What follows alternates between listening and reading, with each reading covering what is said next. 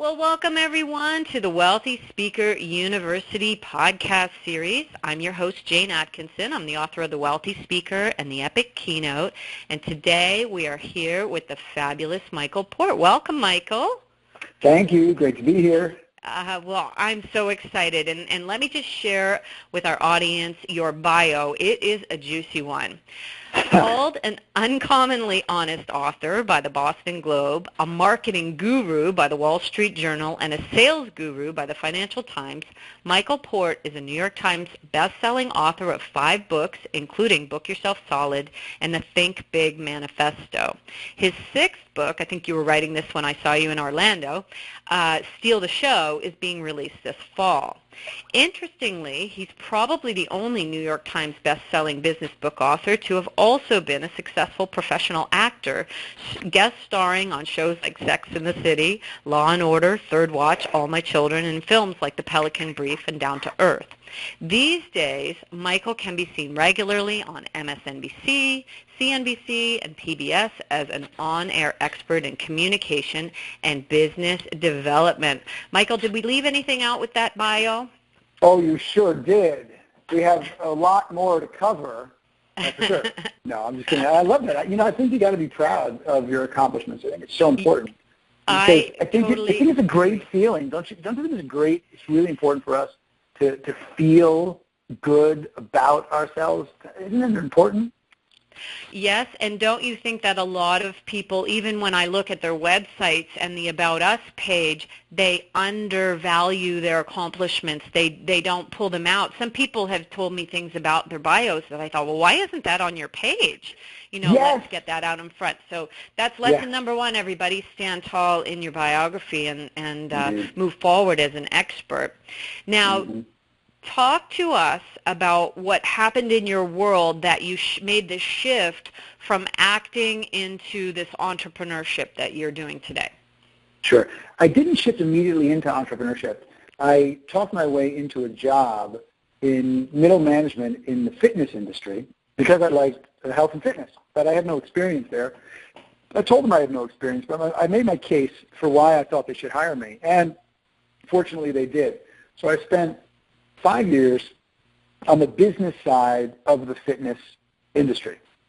And then I went on my own because the division of the company that I ended up running had about 500 independent contractors in.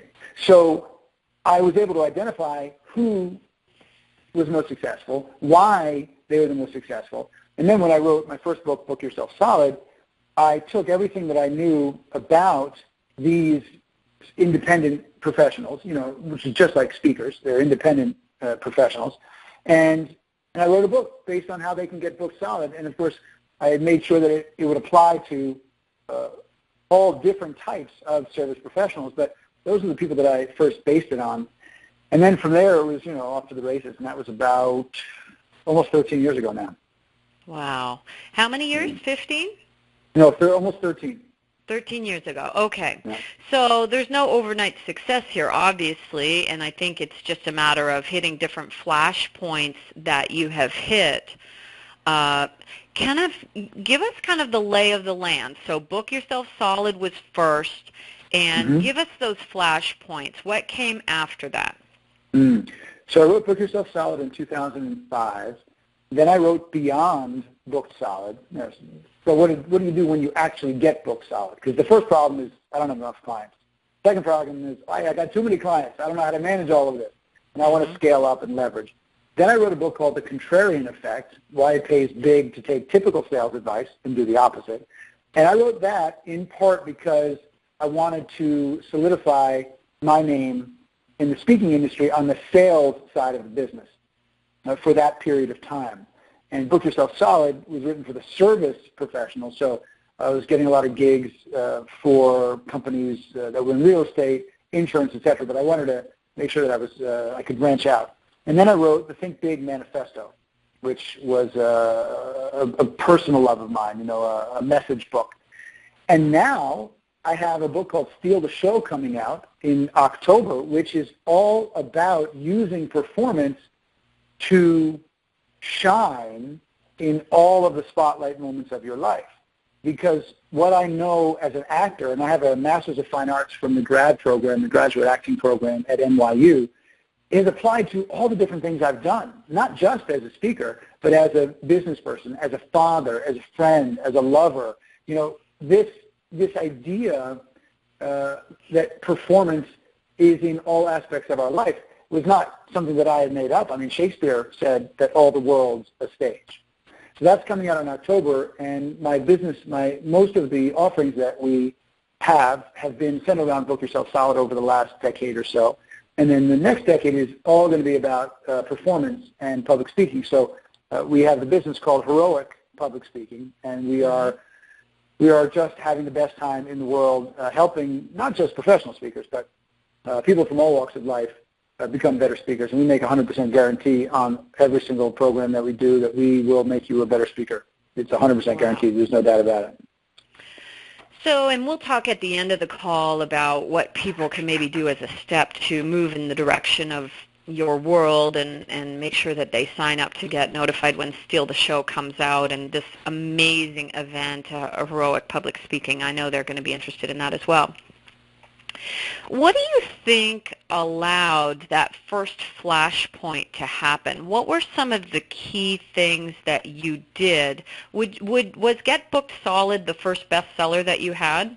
That's right. When I released it, it went to number 2 in the world on Amazon within 3 hours. We had a really good campaign that we put together, and we also got a little bit lucky, I think. You know, I don't know exactly, why. If people knew if editors knew what books were going to be bestsellers, they'd only buy those books. If producers knew what films were going to be hits, blockbusters, they'd only make those films. So none of us know what is going to be a hit. And it's the creative process. Sometimes you hit it out of the park, sometimes you don't. Sometimes your best work doesn't even become your hit. But I got really lucky on that first one, and so Book Yourself Solid was a big one for me. And I think that was a flashpoint, for sure. Yes, for sure. So you said that you went major, and this was like 13 years ago, right? 12 or 13 years ago. So you went major in with the online promotion of that. What are maybe one or two things that people could do to get their book, launched a little bit faster? Sure. At that time, we did something that was unique. We had not seen done before, but it leveraged the same principles that we found were working. And that's one of the things that I try to do. I try to look at what are the principles that support the successful efforts that other marketers are adhering to. And at that time, the quote-unquote Amazon campaign was really big. Mm-hmm. The idea that you get 30 people to donate, info products or CDs or whatever, and each one is worth $179, and you add them all up, and you say, I've got $15,000 worth of bonuses, and if you just buy one copy, you can have these $15,000 bonuses. But, those bonuses were the free things that those folks were giving away on their websites anyway. So it got old, It really worked very well, but then it got a little bit old, and it wasn't really my style. So the principle made sense that you give an offer, you create some sort of offer that is just extraordinary, that people could not say no to. They have to say yes. They'd be out of their minds not to get involved with it. So that made sense to me. And then of course you have all these partners who are helping promote because they are giving a product. That made sense to me. So I said, why don't we do a contest instead? But not a contest for a free download, but a contest for real things like BlackBerries. Of course, at the time there were no iPhones or iPads. Trips on to vacation homes in the Caribbean, cruises, other types of electronics. We had tickets to events with people like Michael Gerber, which were $3,000 tickets. So they were really, really valuable prizes. And so what we said is, look, you don't even have to buy a book to enter the contest. And there were over $50,000 worth of real stuff, not digital stuff, but real stuff that you had to buy. You don't have to even buy a book to be in. Just opt in, and you get one raffle ticket.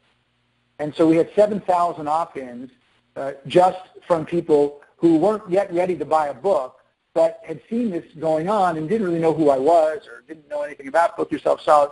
So they said, I'm not buying a book yet, but I'll get in the raffle, no doubt. I'll give my email for it. So that allowed us to continue to share the book with them, promote the book to them over time. But then if you bought 3 books, if you bought 1 book, you got 3 tickets. If you bought 3 books, you got et cetera, and it kept going up. So the more tickets you bought, the more books you bought, the more raffle tickets you got, so the more higher chances you had of winning. And we killed it. It just was a huge, huge success. So the things that we're working on now for the campaign for Steal the Show, one of the things we're doing, nobody has done. We have not seen anyone do it. And I think it's going to kill.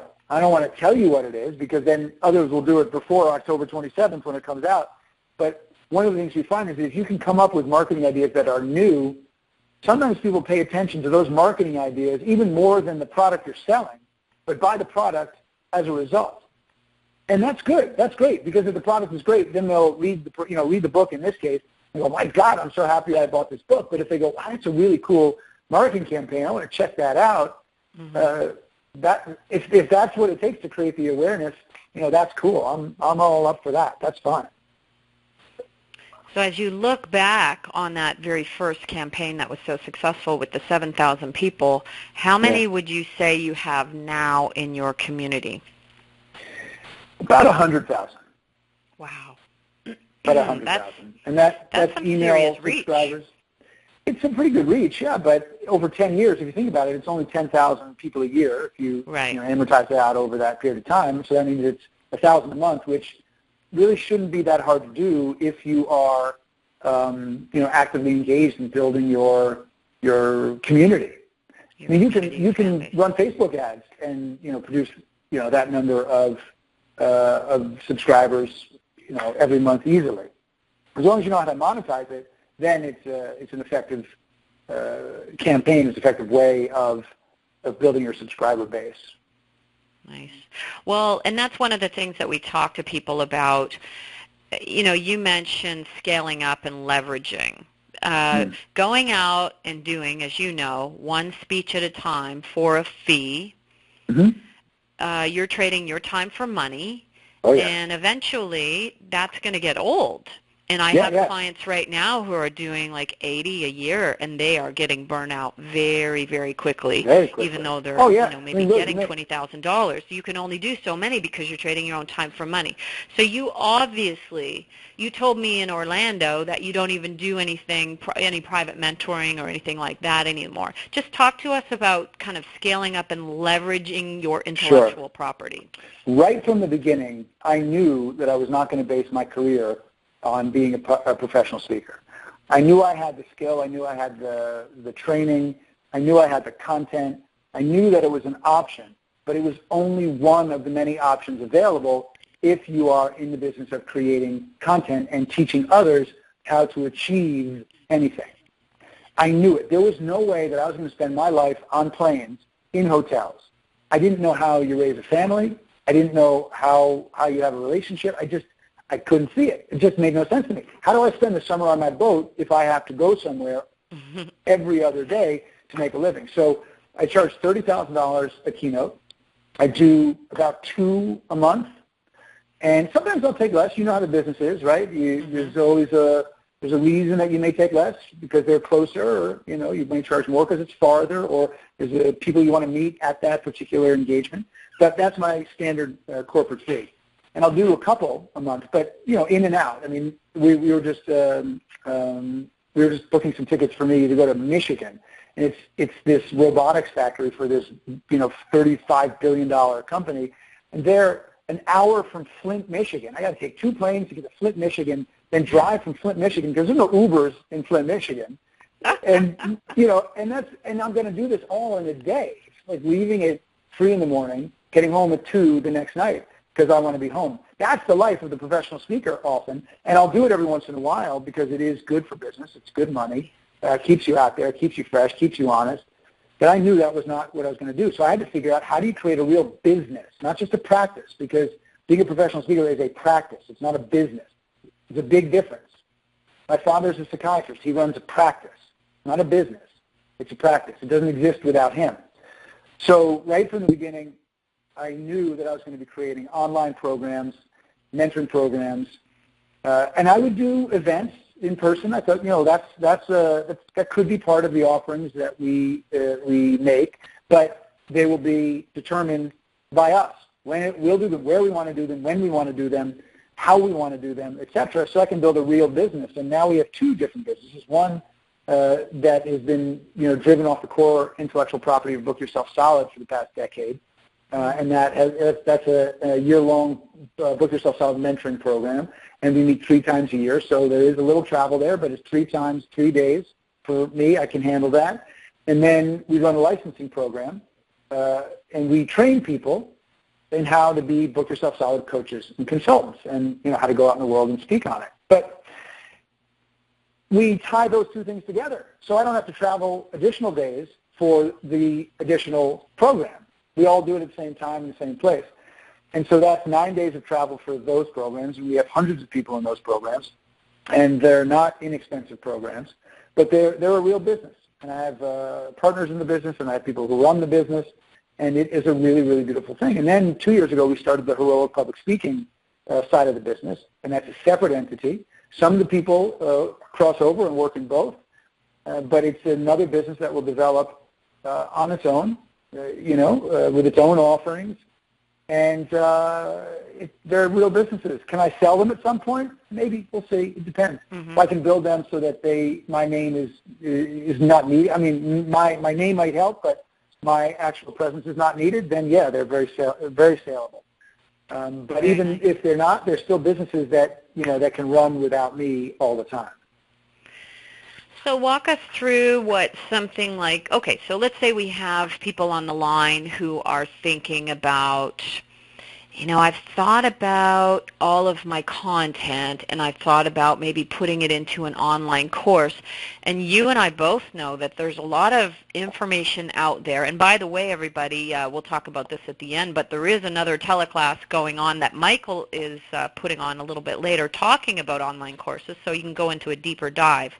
I'll tell you about that in just a second. But let's say somebody's on the line and they're thinking about putting their intellectual property into some sort of packaged course. What have you found to be the most successful, and what did you do? What was kind of the first shot that you had at it? Mm-hmm. So information is, of course, important, and many of us have good information, but it's not that hard. Organizing the information so it's easy to consume is what's most important from an information perspective. Mm-hmm. And often there isn't a huge difference between the amateur and the professional. The difference in terms of what kind of content they can produce, I know that sounds surprising, but it's not. I mean, I could spend the next 3 days learning about photography, and I could put together a good basic course on it because of what I can find out in the world online. It's not that hard, but I'm a complete amateur. I like photography. I have cameras. I take pictures. I Photoshop my pictures, but that's about it. That's as far as I can go. So that's not that hard. The big difference between the novice and the expert is how well the information is organized and how easy it is to consume. And when I say consume, means actually do something with it. So that's important. But what I've found, the number one ingredient to the kinds of programs that I run is community. And I realized that in 2004 when I launched a program with a colleague of mine named Mitch Meyerson, and we launched a program called the Product Factory. We don't do it anymore, but we did it for 4 years. And it was a 90-day program where people would come in with an idea, some sort of product that they wanted to create, an information product. Not like a better way to flush the toilet kind of product, but an information product. And they would come in with this idea, and then we structured it so that by the end of the program, they had actually completed that information product. So the more tangible the deliverable in the program, the easier it is, A, to market and sell it, but B, for people to then say, yes, I want to do it. And so what we did is we put together teams. Now here's where we got clever, and we just got lucky. We didn't know that this was going to be the determining factor in our success with that particular program, and then for me on into the future. But I guess we had it feeling somewhere in our gut. But what we did was this. Part of our initial marketing idea was, well, look, we'll put together teams, and the teams, whichever team finishes their products first and produces the best products based on our completely subjective opinion, we will promote to our combined lists of subscribers. So you're like, oh, that's really cool. You know, most of the people who were coming into the program didn't have platforms yet. My goal and niche have platforms. Great, they'll help promote. And if my platform was smaller then than it is now, but it still was more significant than the people who were taking the program. And then we put out a call for people who wanted to be leaders on the team. Because we figured, you know, teams are like cats sometimes. You got to herd them. So we need a leader on the team. And that leader would get an extra session with all the team leaders with us each week during the program in a mentoring type relationship, and that was appealing to them. So we had all these teams. Each team chose a name, and then they competed together for this prize. Now, here's the thing. You were not eligible for the competition, even if your team finished first, if somebody on your team did not complete their project. Oh, wow. So the accountability inside that environment was significant. And it was amazing how you'd find people didn't do the work throughout. A couple of days before, they'd be on the phone with their colleagues. Their colleagues were helping them get it done so they could get it done by the deadline. And so the community is what made it work. Our information was great, but I'm sure there were other people out there who had good information on how to create information products at the time. But it was those teams that drove it, and it made a big difference. So now, in my Book Yourself Solid mentoring program, in the School of Coach Training, in the Heroic Public Speaking Total Immersion programs we do, we create really, really strong communities, and we find that those communities drive the energy, they drive the culture. I get often a lot of credit for the culture in my programs, but I don't take it because I think the credit is given to the people inside the program who actually create the culture. All I can do is, you know, create circumstances, try to put people in the right place at the right time and set some expectations. But it's the people who create the culture. So that's it, you know. And then the Red Velvet Rope policy's got to be really, really, really well thought out and adhered to. And the Red Velvet Rope policy is the first chapter in Book Yourself Solid. And the idea is you should only work with ideal clients and clients that energize you, inspire you, but most importantly, allow you to do your best work. And so we have a very strong Red Velvet Rope policy. You know, I'm doing a retreat on my boat this summer for only 10 people. John Janst is going to come and teach it with me. Do you know John? Wrote Duct Tape Marketing? No. Yeah, so he's an amazing guy. He's been in the business for 20 years. Super, super kind, good, salt-of-the-earth Midwestern guy. And the interview process is pretty extensive. You know, you have to go through a process to make sure that you're right for the environment and we're right for you, et cetera. And we do that for all of the programs that are high touch. Nice. So you're weeding out the people who really aren't going to succeed at the program anyway because you want to make sure that everyone belongs behind that red velvet rope. Absolutely. You know, they got to come in there and feel like, wow, I feel like I'm at home. I feel like I know all of these people already for years, and I just met them. That's what we're going for. And that's why the interview process is big. And from a program design perspective, we think about that as much as we do about what we teach when. Nice. Yeah. If I'm on the line right now hearing all the things that you're doing, you've got a lot of different brands on the go here, which we'll get to here shortly, but I'm asking myself the question, how many people does he have? You know, you're kind of the leader of all these different brands. Yeah. What are the components of your team, and kind of where did you start with that? Because I think we need to think about big picture, okay, what's 10 years down the road for us, and then, okay, what's the first thing I need to do? So let's talk about what your current situation is in terms of team, and then how you got that started. Sure. So if you don't mind, let's start with how I got it started first, and then we'll build into the team.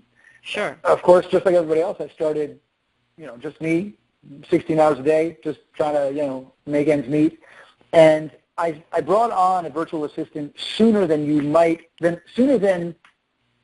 think I would, given that it was a real stretch to do so financially when I first did. But I think that the fact that I was very dyslexic, I still am, but I had a hard time in school because of my dyslexia. and I really needed a lot of help from others.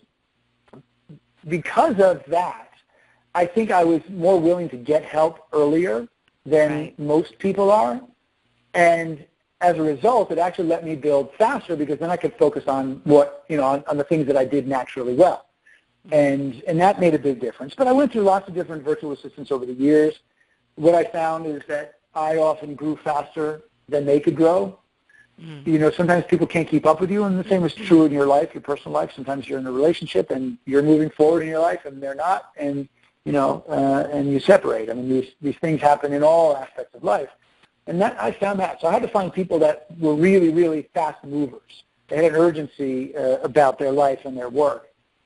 And I just started bringing on people based on the projects that we did. So instead of bringing on a whole bunch of employees, I would just bring on people for specific projects, and then they wouldn't work for me then for specific projects. Then I didn't have something, so they wouldn't, and they'd come back and forth until I got to the point where I needed people full time.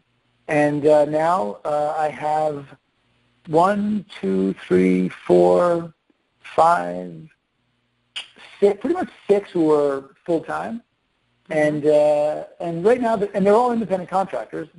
Each one will keep just a couple small clients to keep it legit. Make sure they're not employees, so that they have some other clients as well, independent contractors.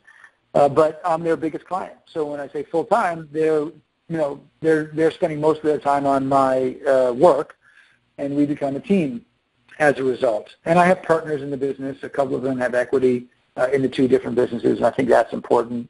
Makes a difference in the way that they see their future with me. And then we bring on additional people based on projects. If we need to staff up for a big event, then we'll bring on some more people for that event. But we do very well with interns as well. We believe in the apprentice process. It really worked for me when I started out. I would go to people that were doing what I wanted to do and that were successful at it and say, listen, let me hold your coffee cup. Just tell me what I can do for you. I will do it. I will kick butt. If you don't think I'm doing well, just, give me my pink slip, my walking papers. But whatever it takes, I'll do it because I just want to learn what you're doing, how you're doing it. And I think it's just the greatest way to go at the beginning. It's not part of our culture like it once was. And I've had a lot of people come and say, hey, I'd like to intern, apprentice, and then they realize they got to do some work and they disappear. But we do well, screening those people. And we have the interns and apprentices that help us. And they're not kids. Usually you think of intern, you think of a kid. But they're 30, 40, 50-year-old folks who are moving into this industry, who want to learn how we do it and want to see the mistakes we make and see the things that, we do that work. Wow. Is there an office where you all meet, or is everybody virtual? Everybody's virtual. Wow. We're at the point where we've talked about setting up offices here and having people come here, but my right-hand man is in Malta. Our tech team is all in Romania. The head of sales and the head of operations are in Michigan. So I'd have to move. I can't move all of them. 2 of them wouldn't move.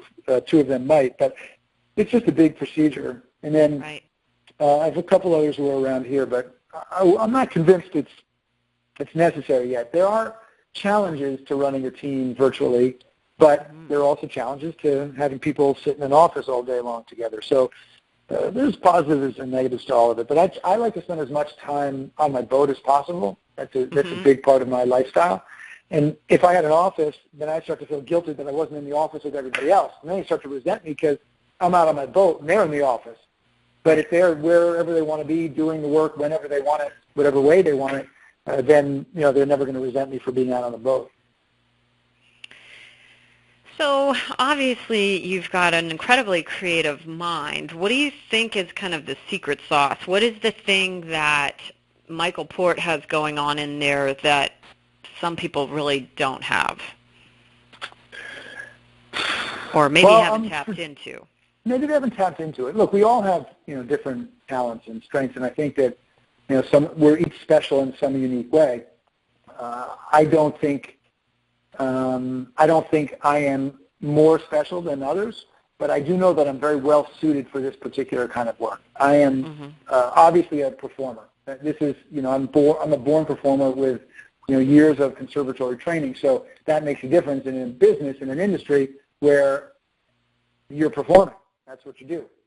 So that certainly helped. But I'm very strategic in terms of the way that I see the world. I'm not very detail-oriented, so I need people to help me with that. But I am very strategic in terms of the way we set up our offerings, the way I design my books. It's all very strategic, which is why people can consume what we teach very well, because it makes sense to them. But I also have this incredible sense of urgency, and I think that might be the biggest asset that I have. I hate things that are not done. Maybe it's pathological, but I can't stand the way it feels to have things hanging over my head that are not done. I want things done. So, and I want things done quickly. If I want something, I want to get it done. I want to have it. Now, that might not be great in some aspects of life, but for entrepreneurship, it really does help. And so when I bring people onto the team, I want them to have that kind of urgency too. I need people who can't stand loose ends, who just feel that they, it's the same way I feel. I feel less than the kind of person I would like to be when I don't finish things. So I finish things. And it makes a big, big difference, this ability to make commitments and fulfill them, do the things you say you're going to do and do them fast. Because I can do more in a month than I think a lot of people can do in a year. Right. So that urgency really, really helps. And if you want to be out on your own, if you want to be running a business, if you want to be driving forward, creating content, being a thought leader, out there, speaking professionally, you got to move quickly. You got to make things happen fast. And, that sense of urgency makes a big difference. Nice. Now, I'm going to ask if people feel like they want to ask a question, they can hit *6 to unmute themselves.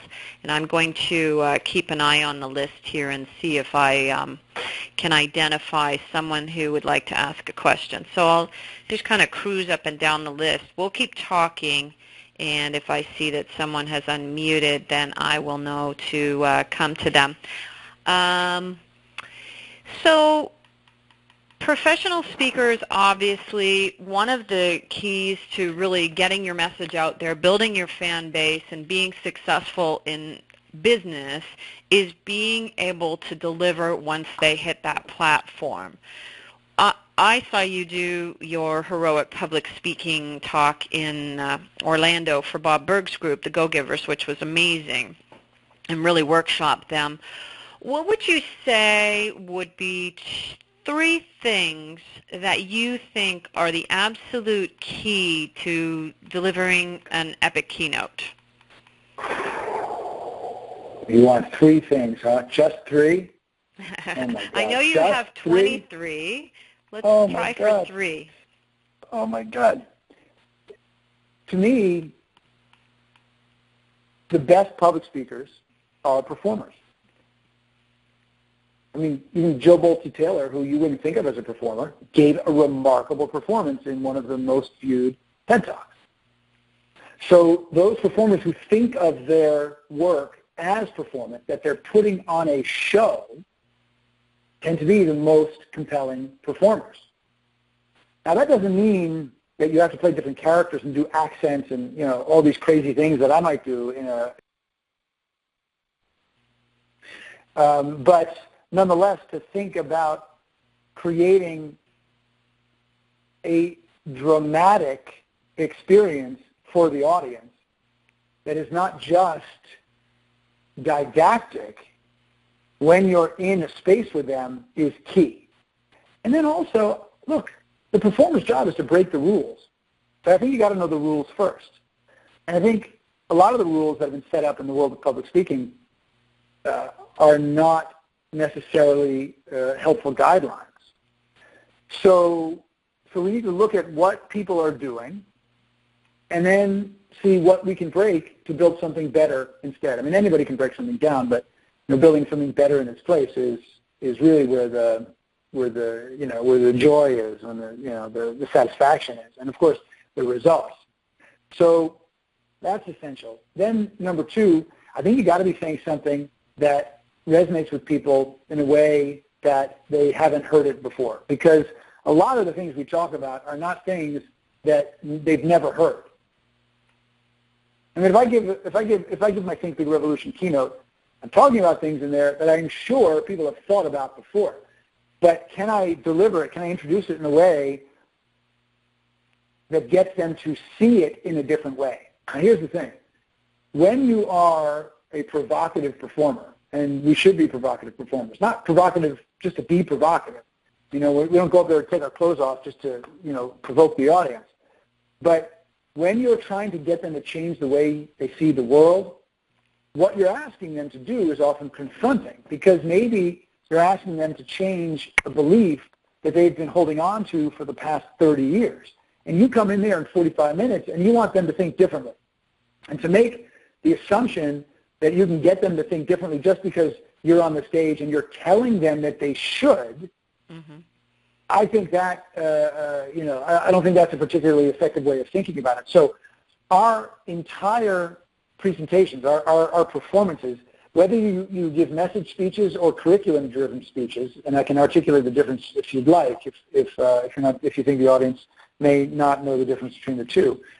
Whether you're giving message speeches or curriculum-based speeches, you always got to make sure that you and the audience are on the same page so that you know what the world looks like for them. And you're able to articulate what the world can look like. And you know what the big promise of this, you know, presentation, this show is, this performance is.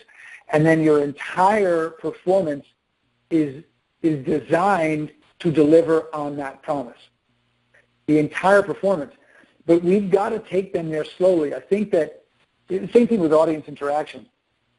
I think all audience interaction or requests that we make of the audience, you know, we want them to think differently, see differently, act differently. It needs to be proportionate to the amount of trust that we've earned. I think that's important. And our job is to earn more trust every second of that performance, and then we can ask more and more and more of them. Wow. So building that trust early on is essential. How do you do that when you're first opening in a presentation? You shared a couple of really neat ideas. Well, you know, the bio is a big deal. The bio is a really big deal. You know, any professional speaker will tell you that they have had their bios destroyed by people who were introducing them, mangled, crushed. I was introduced years ago at an event with 4,000 people in the audience as Michael Porter. That's not my name. Michael Porter is a professor from Harvard. I'm Michael Port. And there wasn't a lot I can do that. You know, if the first thing I go to, hi, actually I'm Michael Port, you know, it's just tough. And often the people who are reading these bios are sponsors, so they really don't care that much about your bios. And they may not be good performers, so they may be just going, Michael Port is a New York Times bestselling author, 5 books, and then, you know, and then the audience says no, and the audience is not paying attention to them. So the audience, you want them to respect you before you walk on stage, so they need to know that you've done what they want to do, or you know what they want to know. So you've done, let me just say that again, you've done what they want to do, or you know what they want to know. That's right. Nice. Okay. And that you are coming here to deliver on a promise. Now, most bios, since they're read by people who don't read them very well, get destroyed, and you walk on stage and the audience didn't even really hear it, or they heard it wrong, or they weren't paying attention because it wasn't read in a way that's compelling. They don't know much about you, so then you need to spend the next 10 minutes trying to prove to them that they should listen to you. That's the losing proposition. We never want to go on stage and start an argument about why they should listen to us because we know X, Y, and Z. We want to be able to be self-deprecating as soon as we walk on stage so that we can connect with them and be on the same level. So the way you design your bio and the way the person reads the bio is essential. So in all of my contracts when I go speak, I require time with the person that is going to read my bio so they read it to me, so I make sure they know how to do it and they've got it correct and that they rehearse it if they have any problems. And I also require that they read it word for word. Now you might say, well, that's kind of controlling. Well, yeah, because if I go to a place and the person makes it up, just like, hey, we brought in this guy, Michael Port, he's written some books. All right, he's a motivational speaker. I'm not even, it's not even close to how I would define myself ever. And then I go out there and I'm like, they're thinking something that I'm not. So that's built into the agreement. Plus, I also do this. I've never seen anyone else do this. I wrote about it in Steal the Show, which is coming out in October, as you mentioned. So I think people will start doing this more and more. But when I give a speech and they read the bio, I have slides on the screen that are running while the bio is being read. And people do the videos, which are very good. If they're well produced, the bio video, intro video, those are really, really effective, I think, when they're done well. But what I do is a slideshow that illustrates what the introducer is saying. So, because here's what happens. Most people during introductions, they're just looking down at their phones. They know, oh, it hasn't really started. This just means I can keep texting. And when the person comes out, then I'll pick up my head. But if all of a sudden something pops up on the screen, they'll look at it because people will look at images. Just like if you're in a restaurant and there's a game playing on the TV, behind the bar, you don't even like sports. You can't help but look up at there. It's a moving image. You can't help it. So, right. So I will have, if they say Michael Porter's the New York Times bestselling author, you'll see the books, boom, You'll see me, and then you'll see the books. So they all get a picture of me even before I walk on stage. Then they'll actually see the books. It's not just an idea now, it's a visual. And they talk about the TV programs that I've been on. They see screenshots of all the different TV programs that are on with me on set, or the actual screenshots from the way it looks at the TV. And, this goes on, so that they see it all. So before I walk out there, they go, oh, he has actually done all these things that he says he has in the bio. And that's really, really important. And even if they say, wow, this guy, he wrote the bio, he sounds like he's pretty impressed with himself, that's fine. I don't have any problem with that, because when you go out there, you're going to connect with them in a way that is very personal, it's very emotional, it might even be self-deprecating. For example, one of the things I say at the beginning of one of my keynotes often is this, and it's not always the same way, but often I ask the audience, I say, I want to tell you a little secret, so lean in. I ask them to lean in because I want them on the edge of their chairs. The first thing, I want them leaning toward me, and then I'll lean toward them. And, they may not realize that I'm trying to create that kind of connection where I want them into me, not sitting back, crossing their arms, going, all right, what do you got for me? I want them to lean in. And then, of course, if there are a couple of people that aren't, I wait until they are. I say, yep, even you two, buddy, come on. So that they know I own the room, and if I said lean in, everybody leans in. And I do it with charm and a smile, and it works every single time. I say, you want to cigarette? I say, how can you tell how much BS? Depends on what crowd. Sometimes I'll say bullshit, but I rarely curse when I give speeches. How much BS exists in any one particular field or industry? And there's a pause, pause, pause. Count the number of books written about it. And they laugh, and they say, 5.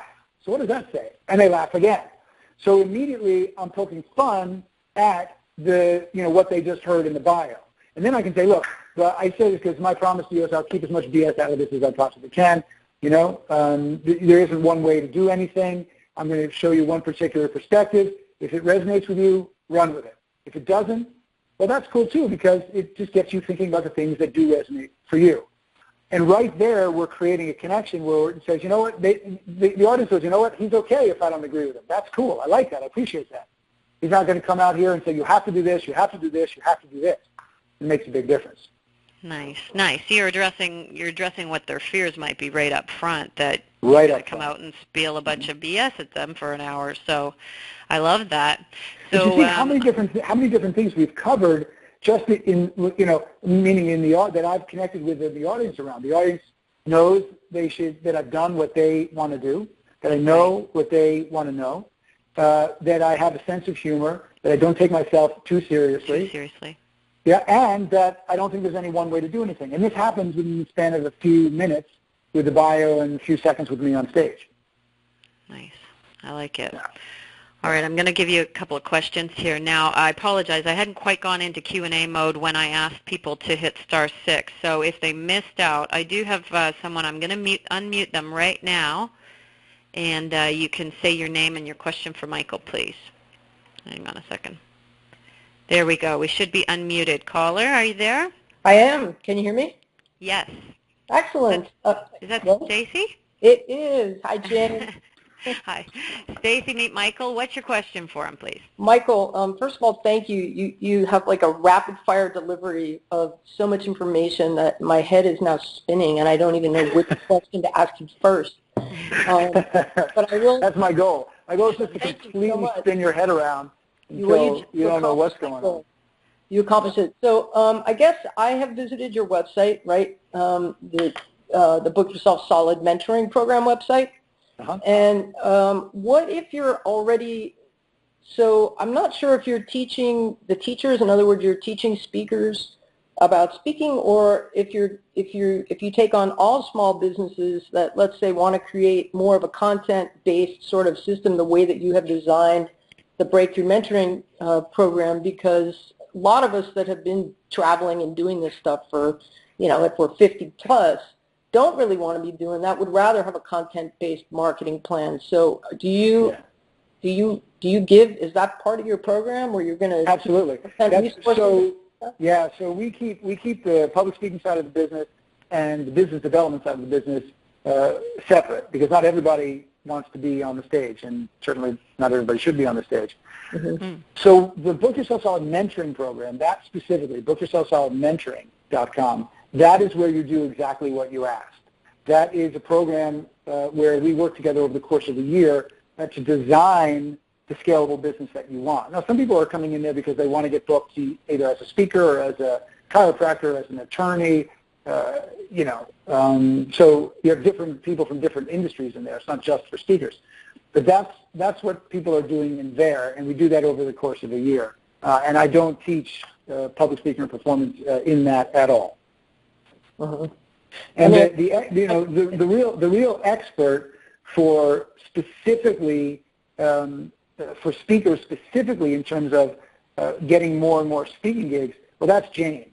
I don't teach the business side of speaking. Obviously, I know it because I live it, and Jane and I could talk about it all day long. But Jane is the one who teaches that. That's her thing, and she does it well.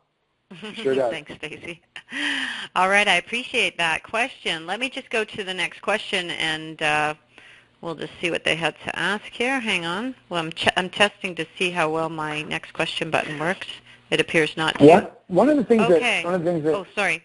Oh, no, I was just going to say, if you go to michaelport.com, you'll see that's really more of a bio profile with all of the different things that I do and that my various companies do. And so you can go, wow, we can just go look at this, and it's all in one place. Fun. And we'll talk at the end of the call, Stacy, about what someone should do first, just knowing that these people are all speakers, professional speakers, and potentially want to expand and not trade their time for money. So I think that's a good idea. Let's go to the next caller with the question. I just unmuted you. Caller, are you there? Yes. Okay, go ahead. You have a question for Michael? Yes, Michael. Could you expand on your thoughts on creating urgency? Sure. Until our desire to do something is stronger than our fear of doing it, we probably won't do it. So our desire needs to be stronger than our fear. And I have so much desire around the things that I want to do, I feel an urgency, a sense of urgency that I need to do it. When I want to steal the show, I don't want to write it over the course of 3 years. I find it incredibly boring to do that. And I want to do it as quickly as I can, as well as I can. So the combination of those two things just turn me on. So when I get excited about something, and I want to do it quickly, I know that I have more desire for the thing than fear of the thing. And that's what I look at, because if there's something that I'm not doing, but really think I want to do or probably should do, I always look at, would I have more fear or desire? And if there's more fear, then I got to deal with it. I got to figure that out. But I always find the more desire I have, the more urgent I am, and the more important it is. I hope that helps. I don't know if the urgency thing is innate. That's just a personality trait, or if you can develop more of a sense of urgency. I don't know. It's not my area of expertise, but But I think a lot of it just depends on how much you want to be doing the thing that you want to be doing, how important it is to you. And here's the thing. Like I said, there's no one way. You don't have to build multi-million-dollar businesses. You don't have to manage teams. You don't have to have multiple programs and products and brands and all that kind of stuff. You don't have to write you don't have to do all that stuff. It's just, you don't have to do it.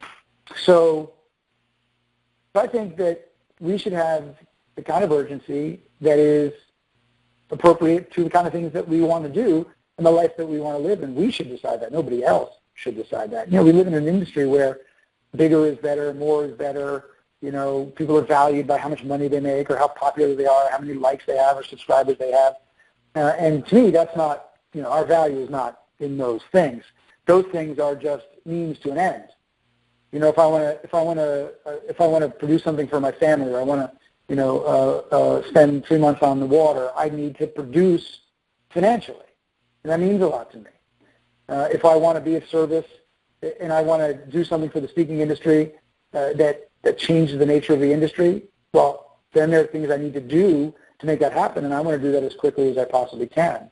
Right. But it's all based on what we want each individual. Nobody should live my life, if they don't want to live my life, and I wouldn't live, someone else's life if I didn't want to live their life. So I think that's important for all of us, and I think we know that. Sometimes it's just helpful to remember it and reflect upon it. And I'm suspecting, thank you for that question. What was your name, caller? Sorry, I didn't get that. Ray. Ray. Thanks, Ray. I appreciate that. I'm going to go ahead and we'll move back into Q&A mode here.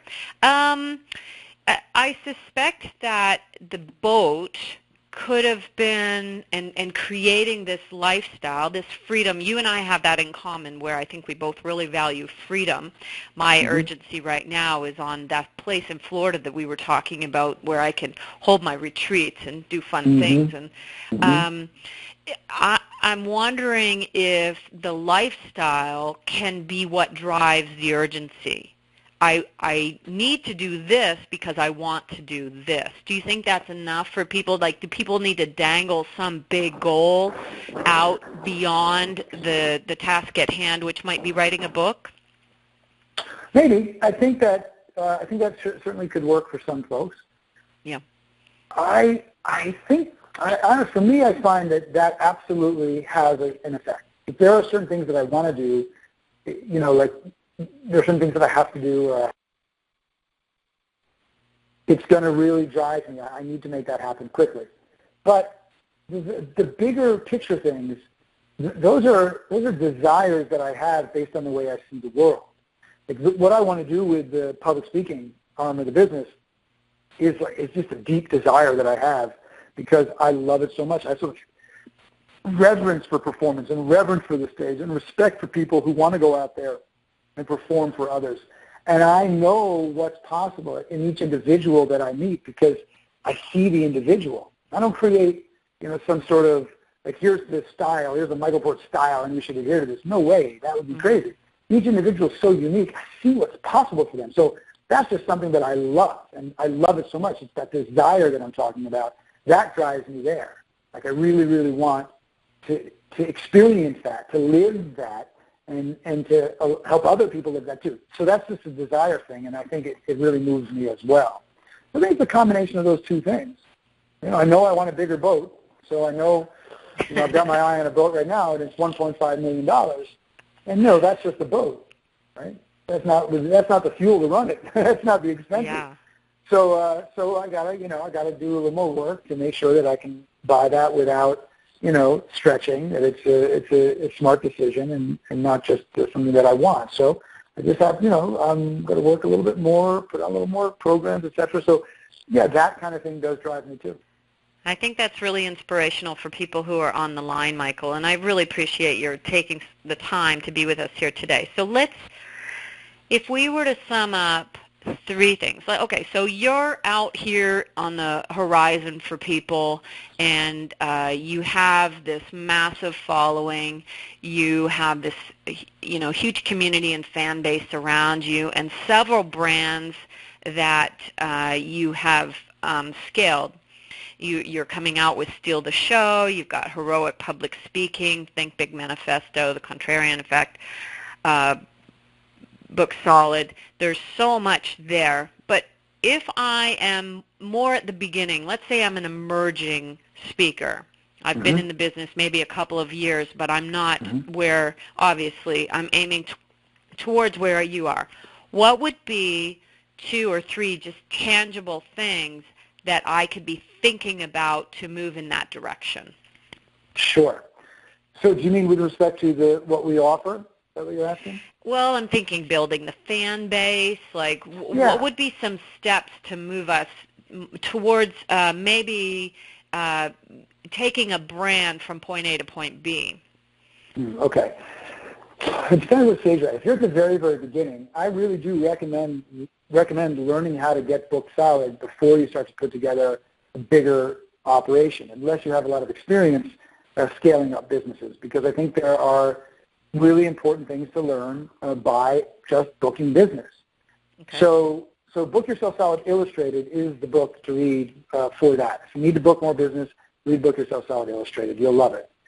If you are interested, in staying in touch around that kind of work, then, at bookyourselfsolid.com, you can go ahead, opt in.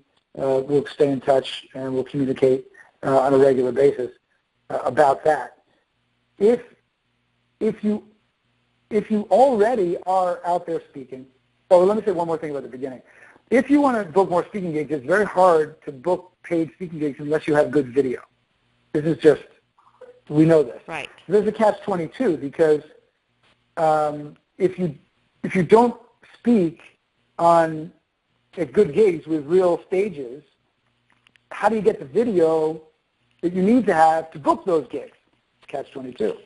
Right. So we have not announced this. Like we literally just finished the page today. We haven't announced it. We already have it half filled just from some of our graduate students. But we're doing a whole done-for-you video series. I rented a 600-person theater in Annapolis, Maryland, and I'm bringing my entire film crew. I've got the best film crew in the business for making promotional videos. And the people who come are going to send us their speeches in advance. We're going to cut them down to 5 minutes, like the best 5 minutes that work perfectly in a promo video. And then we're going to shoot it there, multiple takes, make sure it's perfect. And then within just a couple of weeks, they'll have a killer 5-minute demo video of them in a 300-person seat, a 600-person seat theater with multiple testimonials from people in the audience that we're also going to shoot that are going to get edited into those demos. So I literally had the idea. This is what I talk about speed. I had the idea 2 weeks ago to do this. And 2 weeks, we have the space booked. We have all the filmmakers ready. We've got the whole thing organized. We're staffed up on it. The sales page is done today.